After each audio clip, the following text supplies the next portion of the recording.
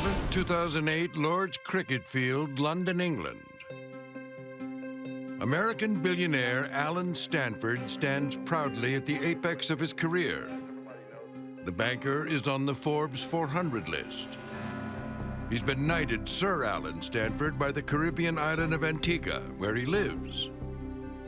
And strangely enough, for a man who grew up in Texas, Stanford is considered the world's #1 promoter of the game of cricket. Stanford was all about creating this mystique, and cricket was the perfect vehicle for that. The defining image of Stanford was landing in the middle of the most famous cricket field in Britain in his personal helicopter with a plexiglass box full of $20 million in cash that would go to the winner of some cricket match. This was very much the type of image that he liked to project. But the fun's over just 8 months later, when the Securities and Exchange Commission raids Stanford's Houston headquarters, shutting down operations in the U.S. and 13 other countries. Tens of thousands of investors will learn that their life savings have been squandered.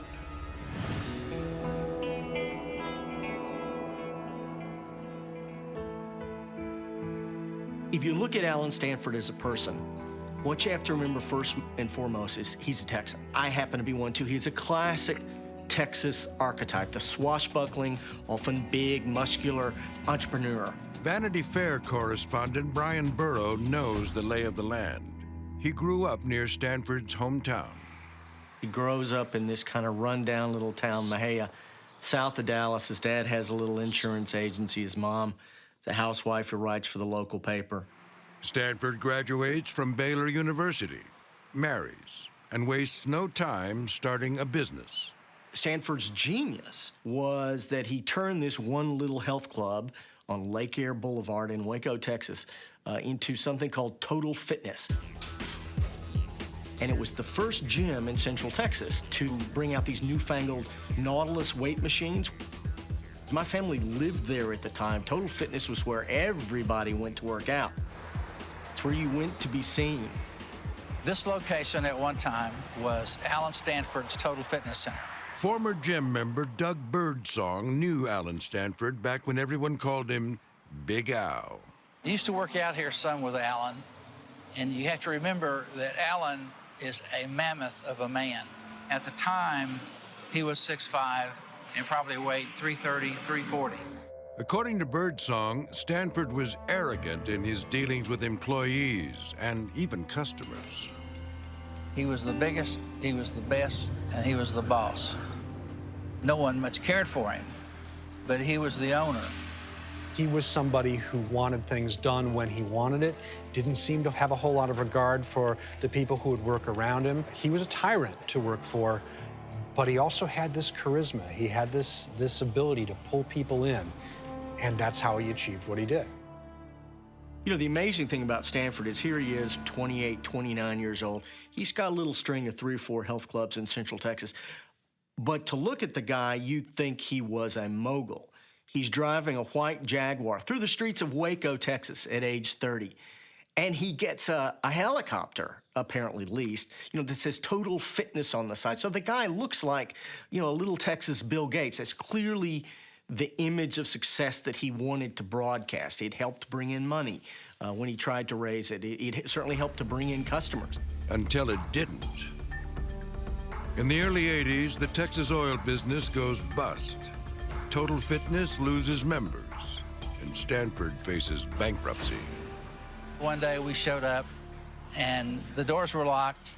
There was a sign on the door. It said closed. With $13 million in debt, it's time for Stanford to throw in the towel. He loses his string of health clubs to bankruptcy. But Stanford lands on his feet, becoming an entrepreneur in the Texas energy business.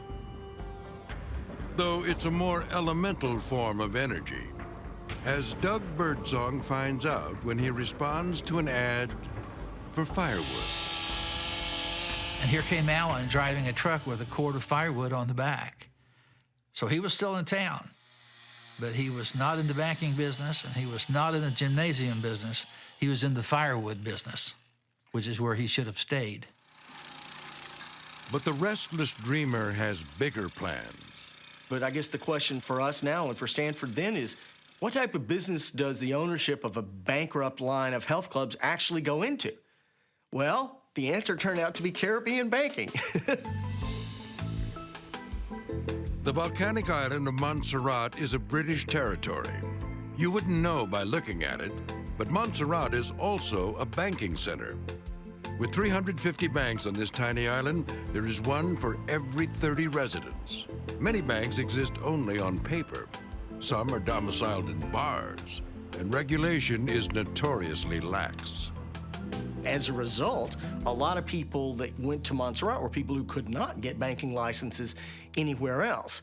I talked to one money laundering expert who said, look, the only reason to open a bank on Montserrat was if you had fraud in mind. If you were legitimate, you went somewhere else. Amazingly, Allen Stanford, former health club mogul of Waco, doesn't come here to start a bank. He lands on Montserrat as a scuba instructor. One of the great mysteries of Stanford's career is how he got his start in Caribbean banking. You know, it was said that he started this initial bank on the island of Montserrat with something like $6 million. Nobody has a clue where he got $6 million, or even if he had $6 million. But this much is known. Stanford buys a storefront calling the business Guardian International Bank. He hangs a painting of his grandfather Lotus in the lobby and tells people falsely that the bank was founded in the 1930s. Initially, Stanford targets wealthy Latin Americans worried about the stability of their governments. Many of these rich Venezuelans and Colombians seek an offshore haven. He placed small ads, some with attractive women, in scores of Latin American newspapers. And the key was he advertised deposit returns 2 points over whatever was being advertised in the U.S. And nobody understood quite how he would do it, and he would always have this kind of blather about, well, we're a very lean company, we don't pay a lot of taxes, Montserrat is low cost, so we're just leaner. There's no magic to investing. It's just hard work, it's a lot of diligence, and it's just staying the course. By 1990, Stanford's Guardian Bank touts $100 million in its accounts. But around this time, the winds of fortune shift. When the FBI and Scotland Yard suspect drug money is coursing through Montserrat's banks. This led to a 2 or 3 year investigation in which scores of these shell banks called instabanks were thrown off the island. And ultimately, while it was never proven that Stanford himself was taking drug money, his bank license too was revoked in 1991. It's a major defeat for Stanford. But just like before, when he lost the health club chain, Allen Stanford will come back bigger and badder than ever.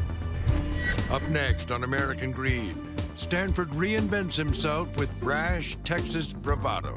He ultimately managed to buy a new bank on an island that was every bit as corrupt as Montserrat.